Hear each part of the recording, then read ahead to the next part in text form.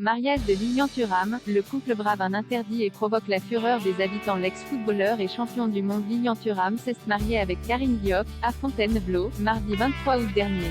Le couple a provoqué le courroux du voisinage en organisant un événement particulier. Lilian Thuram est une personnalité bien connue des Français. En effet, l'ex-footballeur, défenseur de talent a fait battre le cœur des habitants de l'Hexagone, lors de la Coupe du Monde 1998. Il s'était notamment illustré en marquant 2 buts d'anthologie lors de la demi-finale de l'équipe de France contre la Croatie.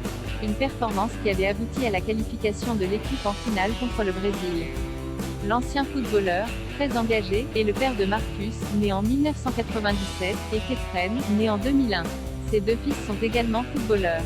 Mardi 23 août 2022, Lilian Thuram s'est marié en grande pompe avec Karine Diop, une journaliste reconnue qui a notamment officié sur M6. Le couple s'est rencontré en 2015. La cérémonie a eu lieu au château de un choix de lieu qui s'explique par le fait que Lilian Thuram a commencé sa carrière dans cette ville.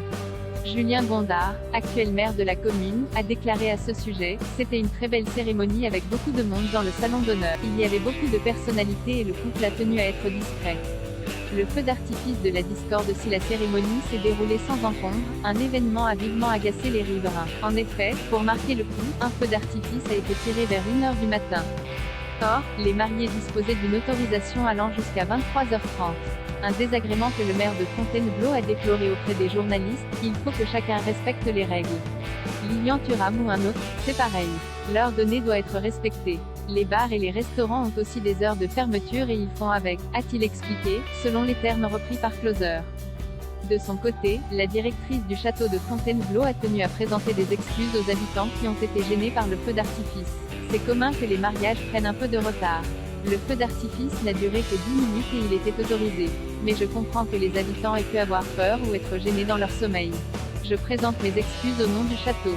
Nos clauses de confidentialité nous ont empêchés d'informer. Lilian Thuram, un enfant du pays, a souhaité montrer son attachement à Fontainebleau, à Avon, au patrimoine. C'est touchant, a-t-elle confié. Pour le moment, le couple ne s'est pas exprimé sur l'incident. Peut-être dans l'attente que le mécontentement